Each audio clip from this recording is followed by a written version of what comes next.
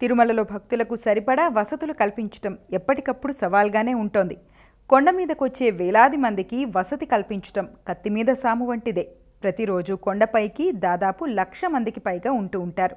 దర్శనం కోసం క్యూ లైన్లలో వేచి ఉండేవారు కొందరైతే రూములు దొరక్క నానా అవస్థలు పడేవారు మరికొందరు. ఈ నేపథ్యంలో మరో కొత్త సముదాయం ఇప్పుడు అందుబాటులోకి తెస్తూ భక్తులకు శుభవార్త చెప్పింది తిరుమల తిరుపతి దేవస్థానం. తిరుమలలో కొత్తగా నిర్మించిన 5వ యాత్రిక సముదాయం వల్ల అదనంగా 2,500 మంది భక్తులకు వసతి లభిస్తుందని తితిదే చైర్మన్ బిఆర్ నాయుడు తెలిపారు. PAC 5 యాత్రిక సముదాయాన్ని సందర్శించిన సందర్భంగా మాట్లాడుతూ ఈ భవనం అద్భుతమంటూ ప్రశంసించారు.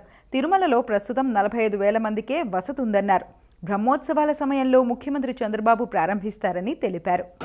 80,000 నుంచి 90,000 1,00,000 మంది దాకా వస్తున్నారు.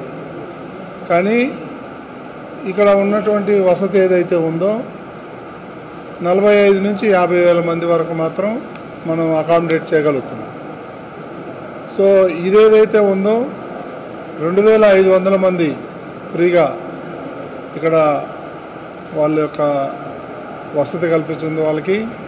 దాంట్లో భాగంగా 2,500 లాకర్లు కూడా ప్రొవైడ్ చేయడం జరిగింది.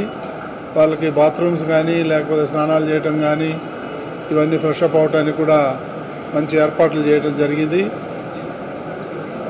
ఈ యొక్క భవనాన్ని త్వరలోనే బ్రహ్మోత్సవాల్లో 24 నుంచి మొదలు కాబోతున్నాయి.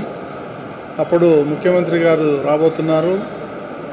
వారి ద్వారా ఈ యొక్క భవనాన్ని ప్రారంభించాలని చెప్పేసి నిర్ణయం తీసుకోవడం జరుగుతూ ఉంది.